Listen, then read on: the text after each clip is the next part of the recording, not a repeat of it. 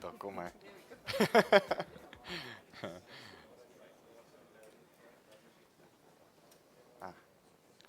Thank you so much. Ladies and gentlemen, it's lovely to be at an event where there's physical people in the audience. And tonight we've also got about 150 or 160 people streaming in.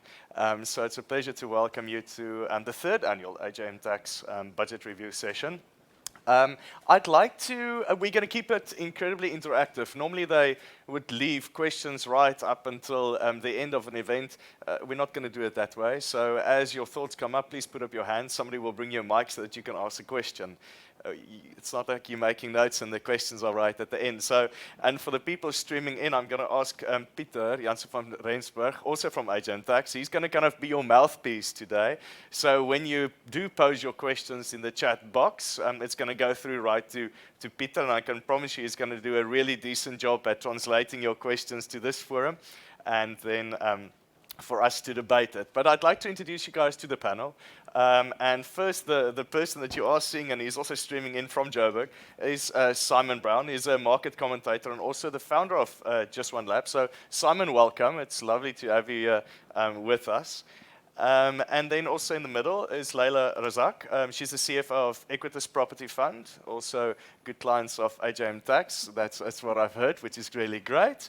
And then Albertus Marais is also obviously a director at AJM Tax. So you've got a very powerful panel here. Please ask them some difficult questions. That's why they are here. They're probably going to punch me now. But please ask difficult questions. This is not a normal budget discussion. Otherwise, you could have gone on News 24 and just read something. This is really to ask the questions that you would not normally see, and that's the purpose of an event and of tonight. So I'm going to, is that fine, Philip? We've covered everything, eh? Perfect, awesome. So yeah, I'm going to sit down and then let's start at the beginning. I think if you see the minister talking for the first time, it's always interesting to say, well, it's his maiden speech. You know, what does the guy kind of look like for those that haven't seen him, and also what does he sound like? But he said one important thing. He says, we've turned the corner when we've got hope. So I like that. I'm the internal optimist. I'm an entrepreneur. I don't have much of a choice because all my money is in South Africa, so I have to say that. But Simon, I'm going to start off with you, and I'd like to ask you the question, what was your first impressions of the minister, without going into too much detail, just on the face of it, because that is important. He's kind of our face to the IMF and to all of the big banks. What was your impression? Thanks, and welcome to everyone. I thought he was good. I thought it was a well-presented speech. I thought he took the serious tone. He started kind of quite abruptly, in a sense. If you remember way back to the days of Trevor Manuel, when he would bring flowers or pot plants, you know, and there would be all of that. Whereas he kind of got stuck into things quite straight away and kind of set the tone for, I suppose, a serious speech, which, you know, let's be frank, I mean, you know, our economy needs help and budgets are serious things. So I quite liked him. I liked the tone he took. I liked his presenting style. I thought it was a good introduction, as you say, for his first big speech as a minister. Yeah. Laila?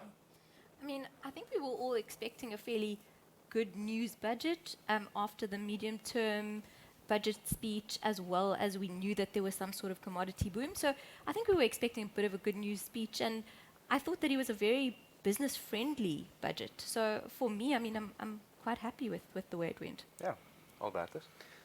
I thought he came across a little nervous. I thought there was some nervous giggles going around, and I mean, I would have been nervous too, considering the amount of expenditure that he needs to balance and somehow fit into 1.6 trillion rands worth of tax revenues.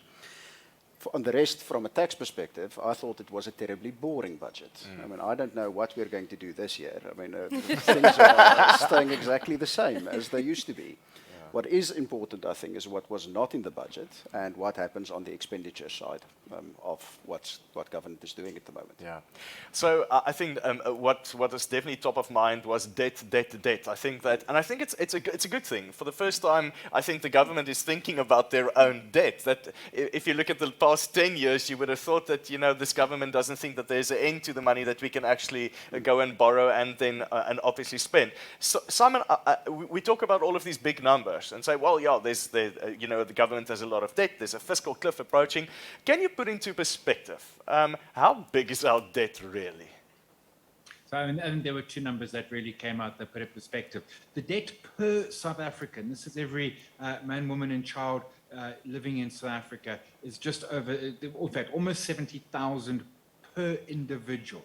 And that, to some folks, you might think, that's not too bad. Yeah, people have got more in there, but it's a lot. It's a chunk of debt. And the cost of that is, approaching 5,000 a year. And that's significant. I mean, these are big numbers that we are talking about. The other big number that came out, and we'll talk about it more, but their windfall, the 180 billion that they've got through no skill as a country, but just the commodity prices have gone in our benefit.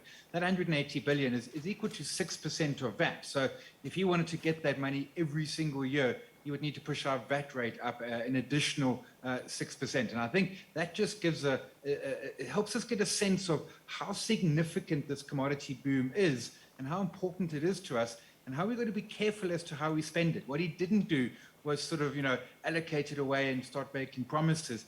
Basically using it for debt, because as he rightly says, it's nice and maybe we get it next year and the year after, but it's not there forever. Commodities are cyclical. There'll be a time again when commodities are all in the doldrums.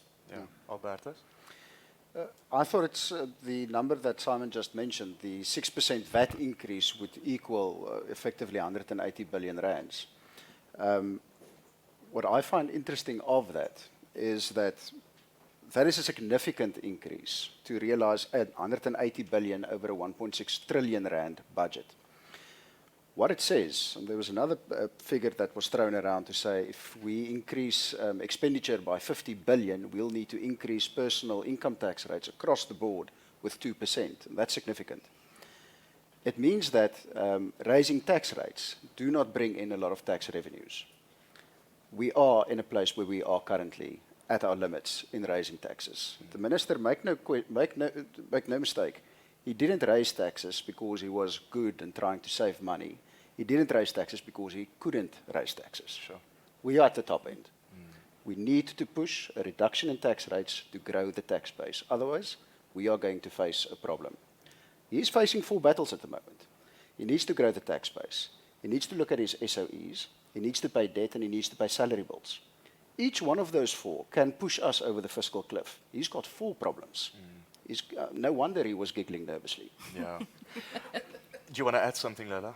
No, I just thought that it was encouraging to hear for the first time that we're going to actually reduce the debt or our fiscal deficit, which is something we haven't heard for as long as I can remember. Yeah. And I thought that was encouraging for the first time to actually hear that. And he did make it very clear, and just talking about this windfall again, he said categorically, this is not due to increased capacity in the economy. This is a windfall. Let's not allocate it to expenditure, which is going to further widen the deficit. And those were all very powerful messages that were coming from him, and they were categoric. So I felt that he managed that really well and messaged it very powerfully. Yeah. You talk about, it's something that's loosely thrown around when you say, let's broaden the tax base. It sounds that it's this easy thing to do, that there's suddenly just some taxpayers going to pop up, some corporate or some more individuals. It's a difficult thing to do, and the only way to do it is to actually get the economy growing. And that's what I hope personally from it, is to say, well, it's great. So we've got this windfall. Yes, we need to settle some of our debt, but we need to try and transfer all of these funds into the areas of the economy that's going to get the economy growing. Simon, did you see any of that, where we could say 181 billion, here's the money that's going to get the economy growing so that we can broaden the tax base? Did you see any of that? I mean, indirectly, and they're still talking of, GDP 2.1%, which is, that's fine if you're a large developed economy, Western Europe or North America and the like, but not if you're South Africa. 2.1% just isn't enough by any stretch of imagination. And I think, some of it, for example, the talk around infrastructure, which, to some or another degree, I think has been in every single budget going back to 2008. And I remember that budget, that February budget. There's always the talk around it, and it's an easy talk. And in many senses, it's an easy win. Ports, roads, hospitals, schools. These things directly benefit the country. They benefit the economy.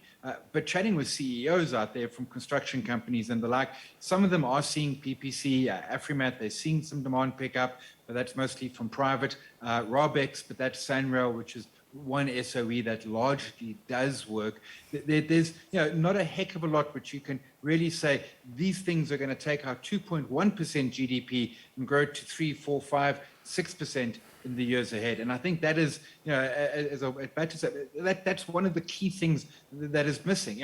How do we grow the tax base? Well, we grow it with economic growth. That is the simplest way to do it, because as you say, there's no taxpayer popping out and saying, hey, tax me, you've been missing me for the last decade. And if they do, how much are they going to pay? Yeah. Look, the other part is you need to create a business-friendly environment. It is that simple. Now, we've had it in the State of the Nation address, and we've heard it again today, albeit vague ideas of so-called cutting red tape.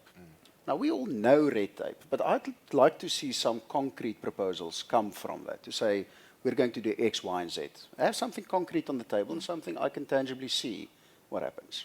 Yeah. I'd like to think we're a very big corporate tax advisory firm. The reality is we're small. And there is quite a bit happening around us that we get frustrated by on a daily basis.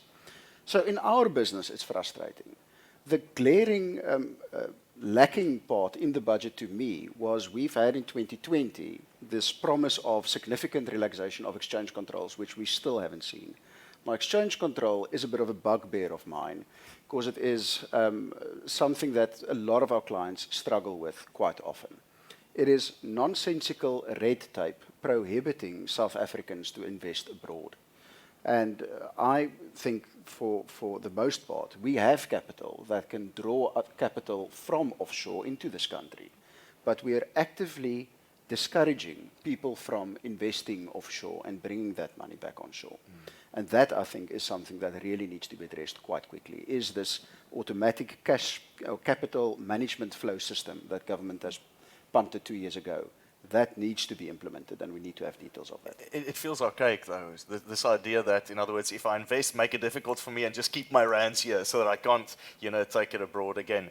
Yeah, absolutely. There are only about 20 countries in the world that still have exchange control, and it doesn't make sense. It's a system that comes from 1933, governed now by regulations that were introduced together with the rand and decimal Dan 61 years ago. So it doesn't make sense anymore. Yeah. We need to do away with large-scale barriers to South Africans investing. And it is one of the reasons why a number of wealthy individuals are really taking their cash, not offshore, in the sense of utilizing it and bringing back, they're externalizing without any intention of ever bringing it back. Yeah. Let's talk about corporate income tax. So yes, they've reduced it, obviously from 28 to 27%. Let's zone in that. It's the third biggest income stream for the country. Simon, 28 to 27%, is that enough to encourage more people to open up businesses or more international firms to say, well, it's an easy tax regime, it's not that expensive. Is it expensive?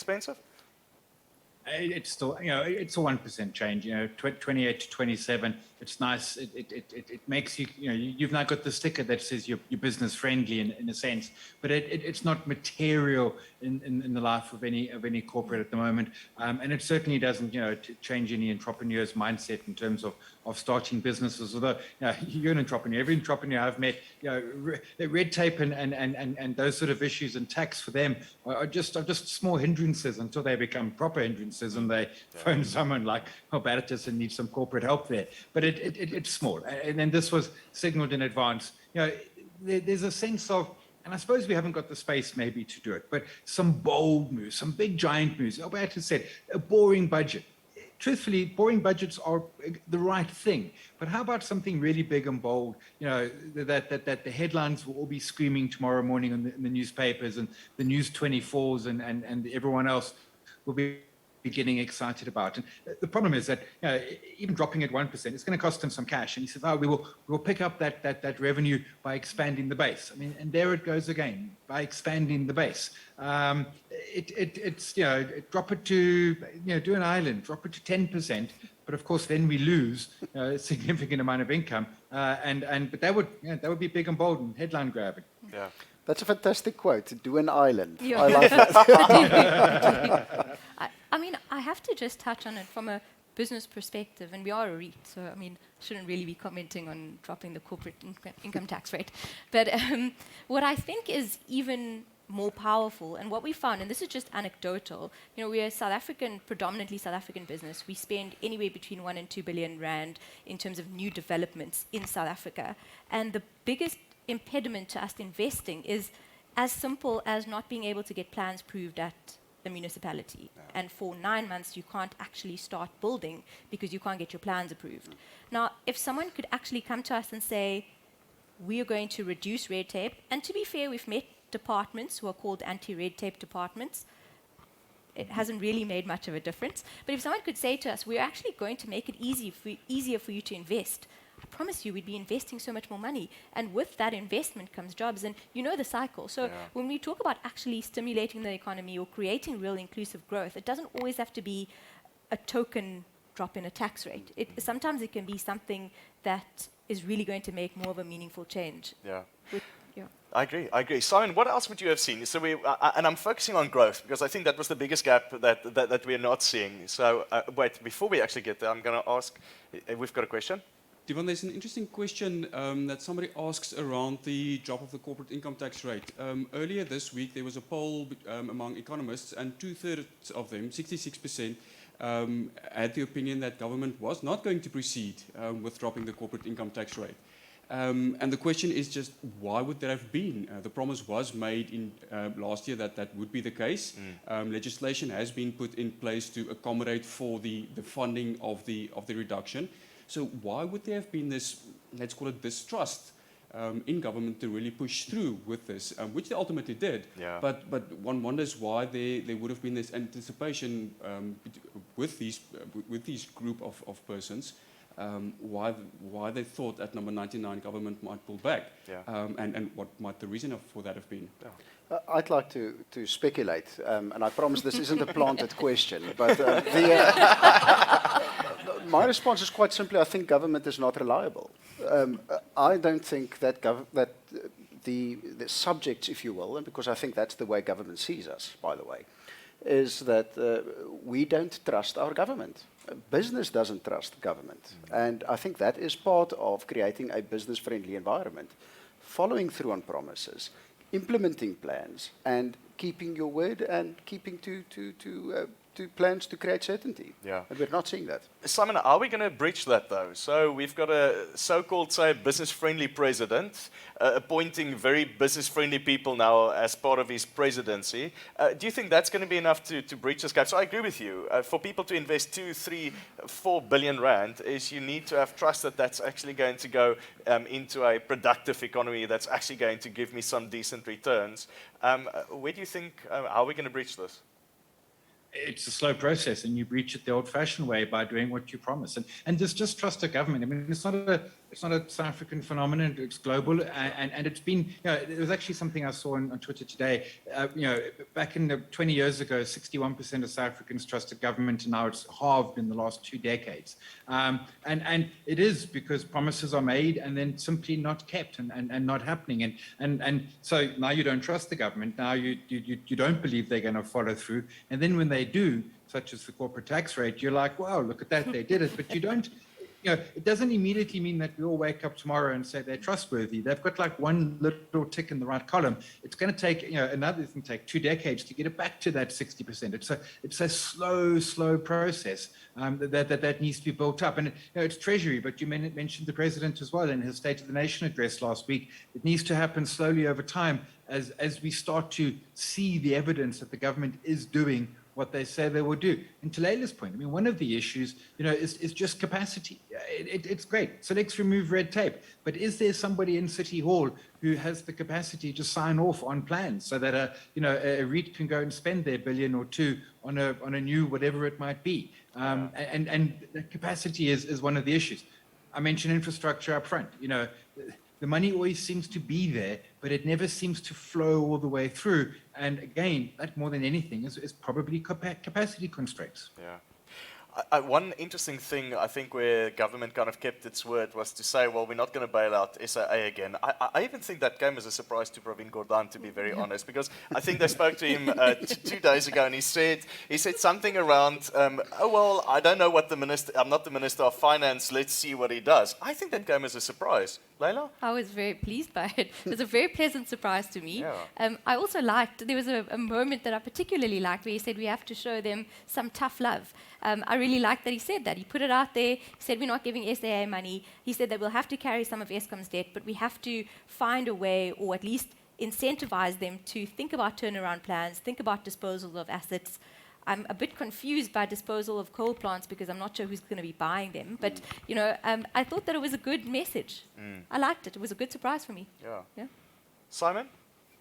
Right direction at least? It was. And, the whole SOEs, and, Eskom's a basket case of its own and critically important. We need Eskom, and the debt levels are unsustainable for Eskom, and something there creative needs to be done. I know Magda Vajiska from Signia, I think 2 years ago, suggested, PRC to do a 10-year zero coupon bond and take off 200 billion of their debt, because if it doesn't work, then it's on the taxpayers' hands, but it's in our hands anyway. The taxpayers are paying for the mess that is Eskom. But there are a lot of other SOEs. We've got like 700 of them. And SAA, I always flew SAA because it was lots of opportunity and flights and got some of my tax money back. But did we really need our own national airline? And we've kind of, again, back to the distrust in government, we've kind of poured tens and tens and tens of billions into SAA ever since Coleman Andrews in the early 2000s, and we've got absolutely nothing for it. And the census was that, well, there was that whole JV discussion that was happening, and that there would be potentially more money going into it. No, move on. We've got better priorities as a country and better places that we can spend our money. A lot of those SOEs we simply don't need. Yeah, it's fascinating. So Eskom will remain a bugbear. It's actually going nowhere. I think at least they're starting to make the right noises to say, perfect, sell some assets, and then we'll see how your plan is actually flowing out. In terms of energy, Albertus, if you can comment on that. So the minister made a point to refer to Minister Gwede-Mantashe, and that's politics in itself. So he knows he's actually talking to his colleagues to say, listen, you're my stumbling block. Come and help me in order for us to make this happen. Now, if my view is, and this is not scientifically proven, but if you just add Eskom on top of this economy, a working Eskom, we should probably grow at about 3%. Do you agree, Simon? Yeah, electricity. Yeah, it comes back to the earlier point. If you're a business looking for somewhere to build a widget factory, one of the first things on your wish list is power that will work.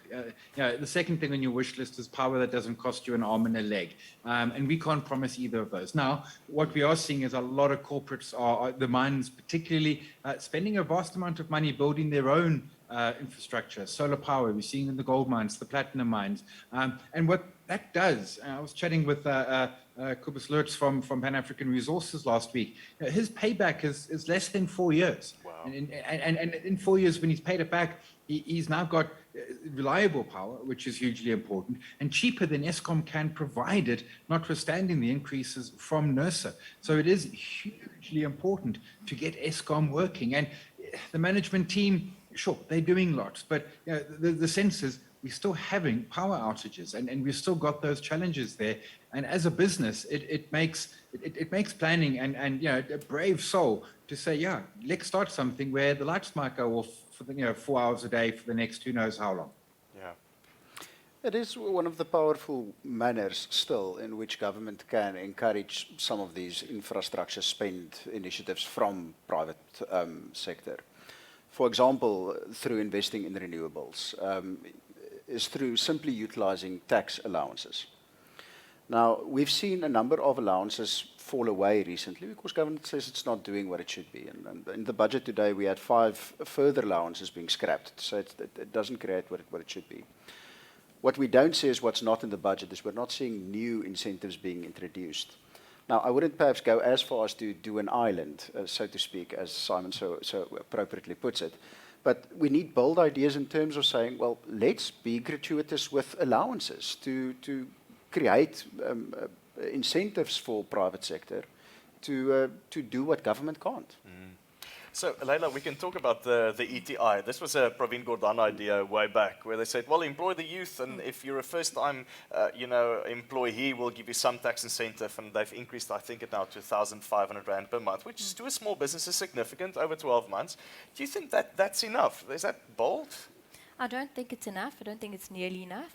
I think that to encourage, to start at the level where you're incentivizing at that level, I think that there's still structural difficulties which they haven't addressed adequately. So I almost think that by introducing that grant or the ETI incentive right at the end to encourage employment, it's not enough because we haven't adequately tackled all of the underlying infrastructure before someone gets to the point of potentially being employable. Yeah. And what I found in today's budget was he allocated further funds towards NSFAS, which is already we're only involved in this because we're involved with universities and sponsoring some bursaries. But what you see is that, again, we don't really have the resources to manage a program like that effectively. We're paying for a number of students to go to uni, but they don't have mentoring, they don't have any of the other skills which they need to sort of make it through that process and to come out on the other side to be employable. So I think that there's a couple of small or quick wins, but we haven't necessarily through the whole process. And that's where, I take some concern. Well, I agree and disagree with that. So the 1,500 Rand increase, I know it's not a big number per employee even, but you'll know that the employment tax incentive is effectively to say that your pay as you earn, what you hold back, an amount thereof you as the employer can keep if you employ someone between 19 and 29. We have a massive youth unemployment problem in this country. It is, I think, quite appropriately and dramatically called a ticking time bomb. The fact is, though, that the ETI was, prior to this, 1,000 Rand. So it is a 50% increase, which is dramatic. I think, Laila, the latter part of your comment is justified, and I think that rather is the problem. And I think it's the problem with the South African economy broadly, is government doesn't get bang for its buck. The problem is not in Treasury, the problem is outside of Treasury, is we don't spend our money wisely.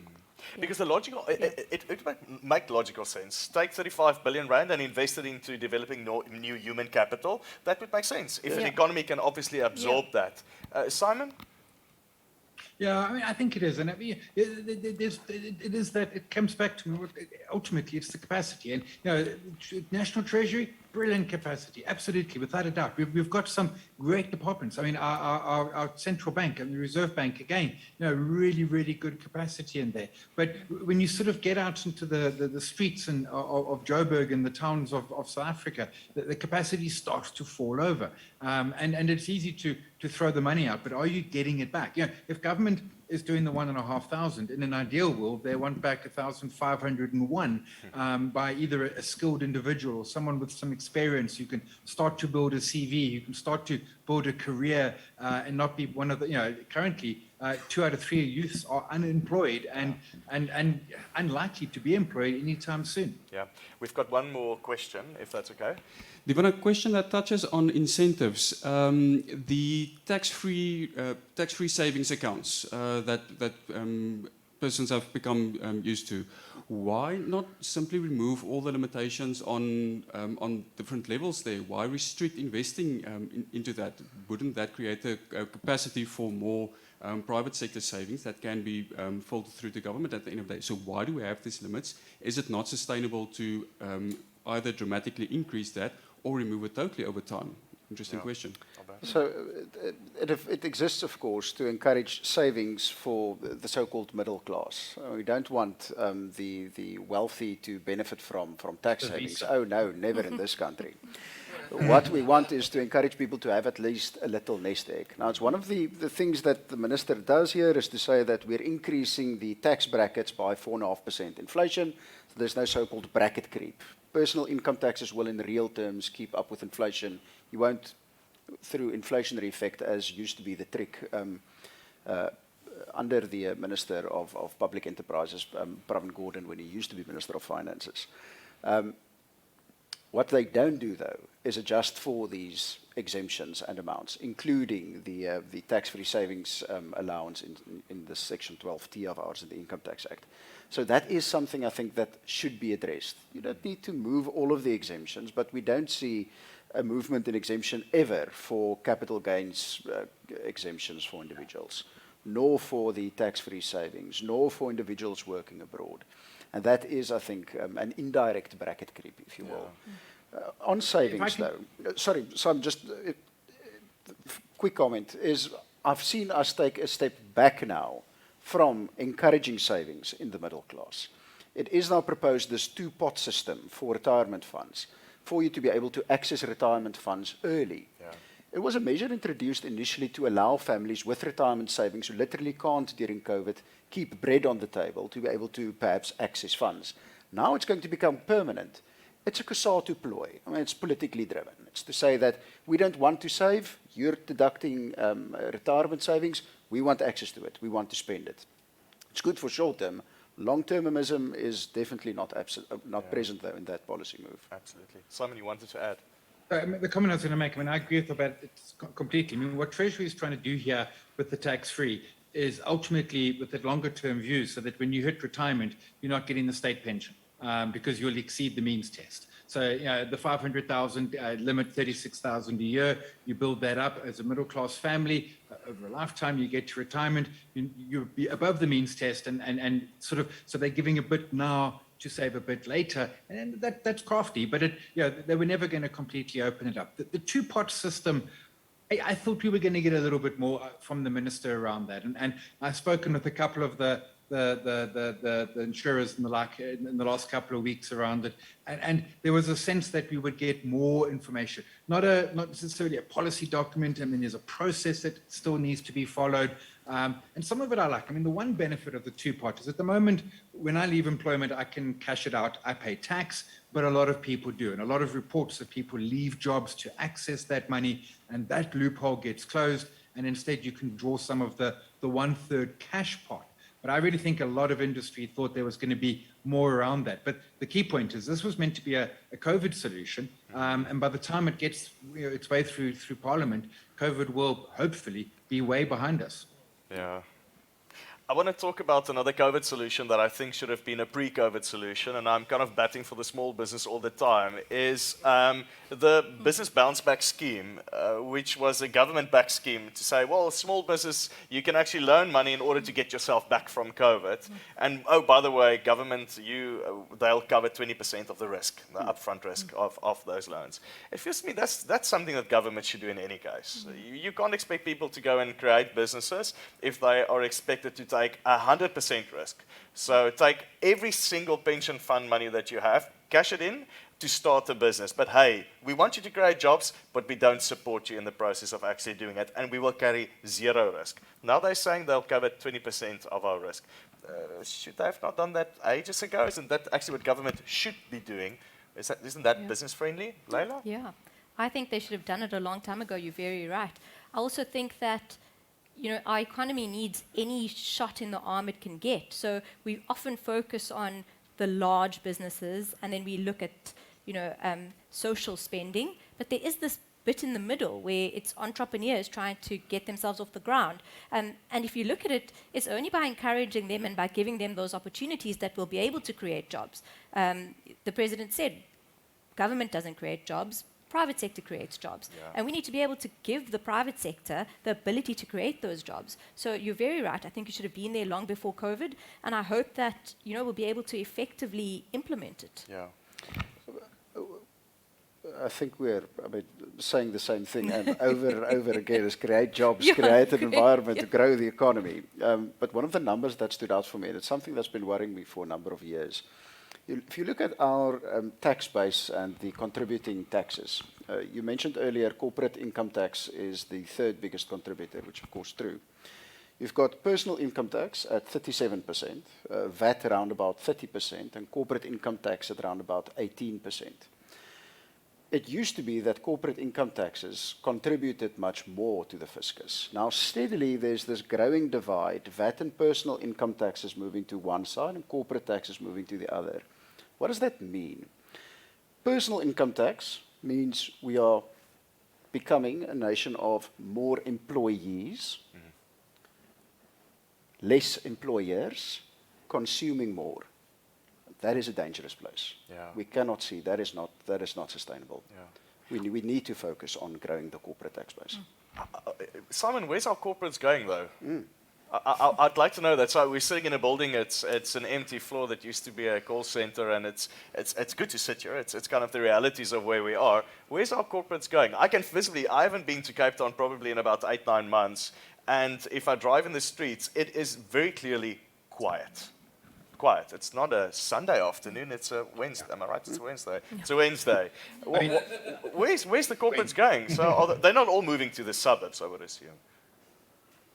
No, some of them are going to Australia and then getting it handed to them, as Wilson Bailey announced this morning, and they're basically going to let their Australian operation go bust. That's another whole story. It comes to the point. I mean, where are when the president said that corporates create jobs, he's right, but he's also a little bit wrong. It's the small companies. You know, your little business, you employ 3 people, you add a staff member, you've grown your staff complement by 33%. Standard Bank is never going to increase their staff complement by 33%. If anything, they're trying to take it the other way around. What then happens is that bottleneck where they never become the sort of the giant corporates. And we've seen offshoring happening. I remember we're now going back about 12 years ago, BHP Billiton, as they were then called, put out their review of all of their projects. And what was starkly missing, there wasn't a single project that was happening in South Africa. Nothing, not a one. They had some projects already in South Africa, most notably the aluminium smelter up in Richards Bay, but they weren't spending any cash here. And it's not because we haven't got the resources. As a country, we have the world's resources pretty much.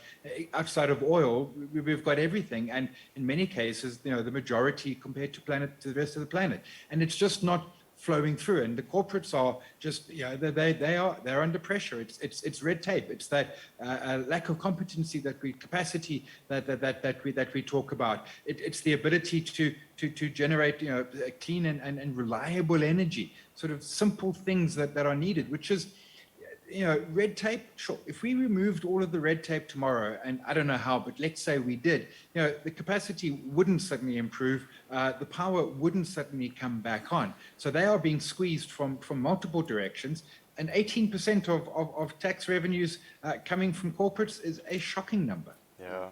I want to talk about something that where it's probably been coming for about 8-9 months, where they're talking about public-private partnerships, and there's a specific focus from the president on how can we start privatizing our ports. So to give you an idea, in our business, we need coffee. We need coffee. That's our trade. So we haven't been able to release any of our coffee from the Durban ports for the last 3 weeks. It's like saying to a milk farmer, there's no milk or no cows. It's a problem. How do we get it right to modernize the ports? Is it making you excited, Albertus? Look, again, if you're going to modernize it, then I'm not sure who's going to invest in the ports at the moment. I thought it's if I can say it, a bloody miracle that they got someone to invest in SAA. The ports, I think, is in almost the worst state. How do I incentivize that?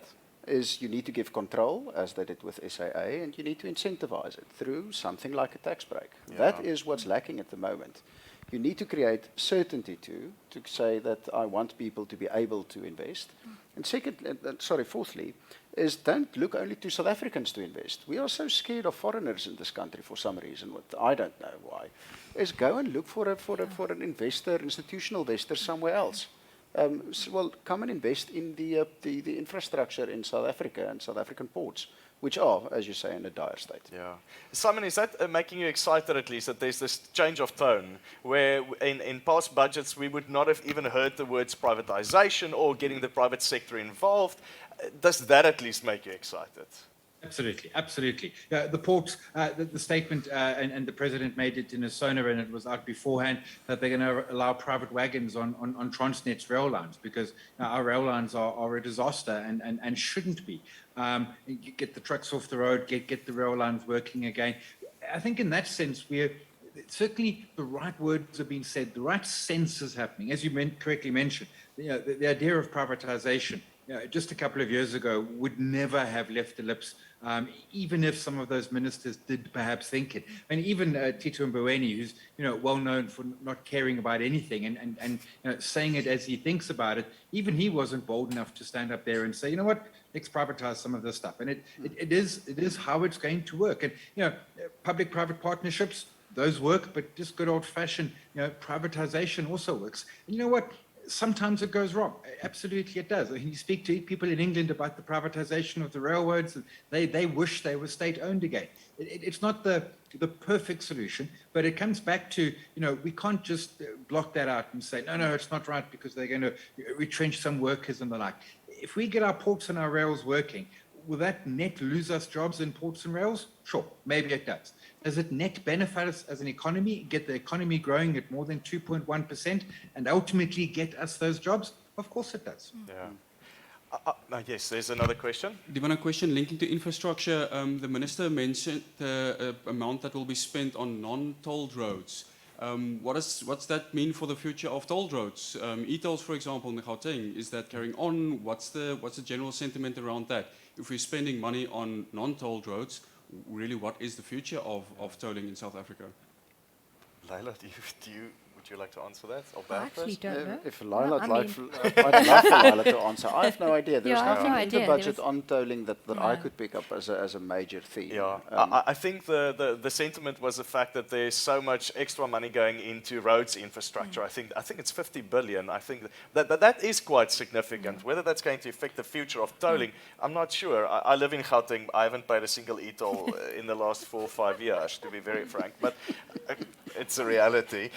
I won't say that, yes. But I have a theory that only the rental car agencies pay yes. tolls. And my mother. Yeah, it's only when I drive through with a rental car. Yes. No, but But it's also, it's the point, our toll roads, which are the national roads, when you drive them, they are beautiful roads. I mean, you drive that N3, it's full of trucks, but it's an exquisite road.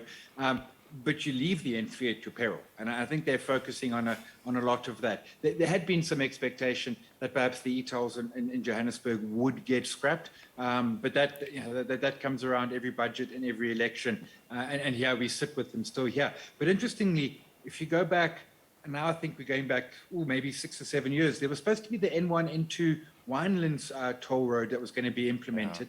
And that got scuppered. And it's never come back.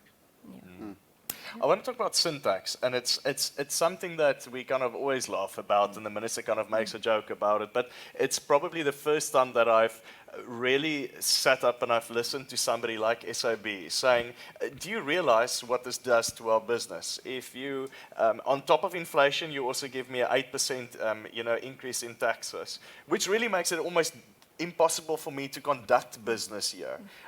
Do you think, well, what he's done now is said, well, we'll increase it by 4.5%, which is obviously in line with inflation. Do you think it's the minister listening? Albertus? It's the reverse of tax allowances to say, look, there are certain industries that I want to discourage to a certain extent. So, I mean, how do you do that? You raise taxes. It really doesn't bring in a significant amount of tax revenue. If memory serves, I think it's 5.2 billion rand, which again in 1.6 trillion rand budget is not much. What he does with it, 4.5 to 6.5 this year, band, I think it's less than we've seen in the past. Yeah. I think it's not as much driven as tax revenues as saying that we want to decrease the use of tobacco and alcohol. We want to make it cheaper. We know that we have problems in this country with public health. We know we have problems with social evils born from alcohol. It's, I think, more of a social commentary than anything else. The same with sugar tax, is to disincentivize certain behaviors. And I think, as one jokes about it, and look, of course, SAB is a value because it's a big employer, but there are certain problems coming from that industry too, which needs to be balanced. Yeah. So let's look at I've got a quick comment there yeah. on the exercise tax. With respect, SAB and their parent ABN Bev and Distel should sit down. We see their results. I mean, they're public companies.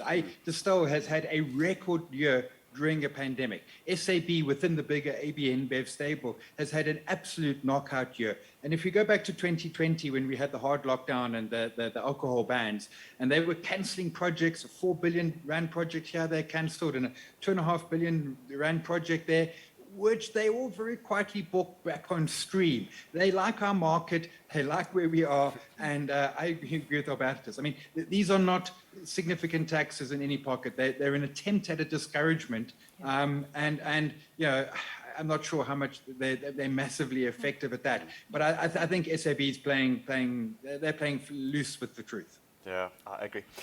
Expenditure. So we're almost done. But the only guys that actually got more money is the police, education, and health, I think, and Sastria and those guys. But one big point that the president made was to say in his State of the Nation is that one big hindrance, and strangely enough, the minister today also mentioned that corruption is a very big hindrance to our economy actually growing.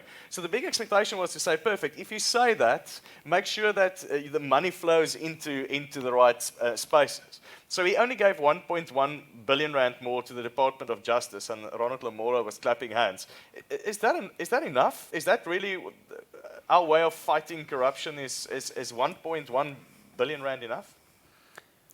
Albertus? Look, not on the corruption side, I think. Of course, look, I think we're all, jumping up and down, waiting to see, something happen somewhere, and there's preciously little happening. What I think is encouraging, and where I can tell you from personal experience in our practice what is happening, is that there's also a $500 million being sent to SARS every year to improve especially ICT infrastructure. Now that means computers that think for themselves and run algorithms and raise red flags. Close to 500 new auditors being appointed at SARS. So I think that is encouraging.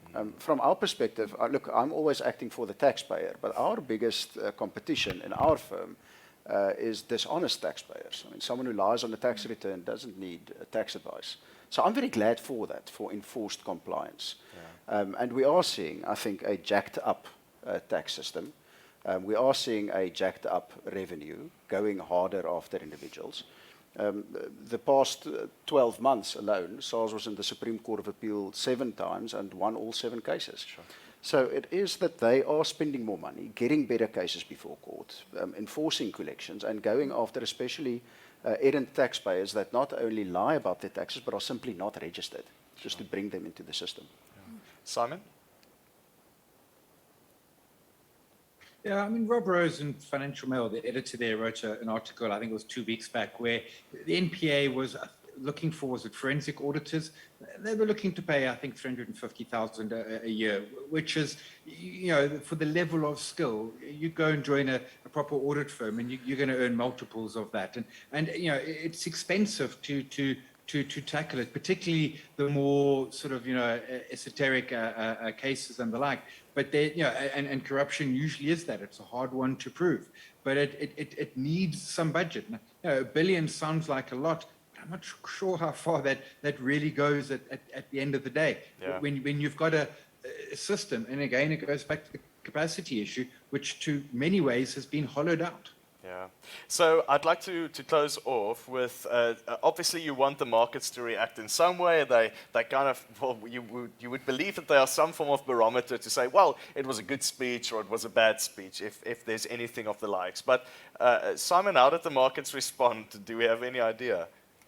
Yeah, the markets were sleeping, I think. So the rand strengthened initially by literally about 4 cents, but it's back to where it was this morning when the sun came up. The mid-cap index, which is kind of the SA Inc. index, went from flat to 0.5% and then closed flat. The FINI 15, which is banks and some REITs, that kind of picked up a little bit. The market, I think, was very much a ho-hum on the budget speech, which again is perhaps how you want it to be, unless he really wants to go very big and very bold, which patently our minister didn't do and doesn't want to do. Yeah. I want to ask before we close off if there's any questions from the floor that you would like to ask. Nothing? Awesome. So we're all entrepreneurs. Your business is growing, Albertus. You've appointed, what, 15 more people in the last while? Am I right? Is it 15? We are now 15. 15, okay, well, you see, I wish you could appoint 15 more. You guys are growing as well from your perspective. Simon, I'm sure from your side, we need to talk to other entrepreneurs. At least the focus for entrepreneurs now is on growth rather than purely survival, which really gets me up in the morning. I didn't quit my job in order for me to survive. I want to make a contribution and actually grow my business. 2022, are you looking forward to the year, Albertus? I am, and I want to make a quick point, perhaps, and then you can leave me out of it. I've said enough. It's interesting that there's a lot of goodwill, and there's still money to be spent here. So I don't want to sound gloomy. I think it's necessary for government to get serious about structural reform, and I mean, we really need to start focusing now. But when we had there was one exchange control, part of relaxation coming through in 2021 is the relaxation of so-called loop structures. Now, loop structure, put simply, is South Africans being allowed to invest in South Africa via offshore.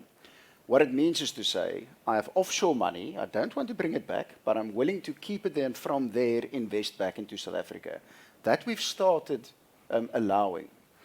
And what was interesting to me is that since the loop structure regime was relaxed and effectively done away with, we've seen massive amounts of clients using offshore cash to invest back in South Africa. And that's encouraging. So it's simply to say, listen guys, give me an enabling environment where we can spend our own money. There is money, there is willingness. Government just needs to create the capacity to do it. Laila, your closing thoughts? Yeah, I agree fully. I mean, it's the first year where we're sort of starting to sense some normalcy from a global perspective. We're starting to come into it. Having said that, Russia-Ukraine is happening, so maybe normalcy isn't quite what we remember it to be. But it's the first year in which we're starting to feel like we're coming out of COVID. And in addition to that, it's the first time that I'm starting to feel a little bit more positive about the messaging coming out of the ANC or the government. We saw the Zondo Commission and we saw those reports, and we're actually starting to see some accountability, and then seeing today the minister sort of say words that we never expected him to say. We didn't quite say privatization, but triple Ps. You know, he spoke about not giving money to SAA, and I feel like, and I'm an optimist like you, so I feel like for the first time we may actually start seeing the winds of change, even if it's just a breeze for now. But I'm quite positive. I like that. Yeah. Simon, closing thoughts? I agree with both Laila and Albertus, and I think Albertus makes a great point in the loop structure. A very simple process which made no sense in the first place and frees up money significantly. You know what, for me, for the budget, and we haven't touched on it, is the consumer out there. It's been a tough couple of years, the pandemic, you know, etc. People losing their jobs and all of that sort of thing. And I think he did right by the consumer, with one caveat, and I'll come to the caveat in a moment. No increase in the fuel levy, no increase in the RAF levy, Road Accident Fund. It's going to hurt a bit, but it's not massively, but it's going to help consumers with oil at almost $100 because of the issues in Ukraine. Changing the brackets in the tax bands by what he called inflation. And that's my bugbear. With respect, Minister, 4.5% is not inflation, because Stats SA, who's a perfectly efficient department, will tell you that January inflation was 5.7, December was 5.9. You can pick a number, but it wasn't 4.5. The social grants he pushed up by 5%. Again, he's calling it inflation, but his inflation number's all over there. But I think for a hard-pressed consumer who's really been struggling, you know, we're putting more money in their pocket. We're just helping them keep their head above water. But of course, they go out there and they'll say some of it, and they'll spend some of it, and you know, it'll flow back into the economy and make it a little bit easier for the entrepreneurs and their customers out there in the streets and towns of South Africa. Absolutely. One more question, really. Okay, one more question. Yeah. There are two questions that I'm really going to combine into a comment that have been posed here, and it specifically relates to what the private sector's role is in all of this. There's talk about illegitimate cross-border tax schemes and the role of and the behavior of the private sector in corruption. And I think the sentiment that comes out of that is that we can't really just leave this over the government. Private sector and individuals have a role to play in all of this. And I think that's the sentiment that we can derive from these questions. Absolutely. Look, just one comment quickly. I mean, you cannot use the words corruption and tax schemes in the same sentence. I mean, tax schemes is due to government not legislating properly. You can mitigate, as they call it in decent conversation, mitigate your taxes. So I want to just state that very clearly, is that there's nothing wrong in minimizing taxes. In fact, it grows the economy. It's because you are going to inevitably spend money on your own business instead of giving it to the government, which doesn't have a great record of spending it wisely, with respect, and end up growing the tax base over the long term. That being said, tax avoidance in an illegal manner is, of course, wrong. And that is, I think, something that government is picking up on. And they are also increasingly, I think, more cleverly legislating against these schemes. On that passionate note, thank you so much. Thanks to my panel, Albertus, Laila, and to Simon. I think it's you gave me personally some fantastic insights. I hope you guys enjoyed it as well. And massive thanks to everybody that is streaming in. And have a good evening and drink some wine. Absolutely. Thank you so much. Thank you.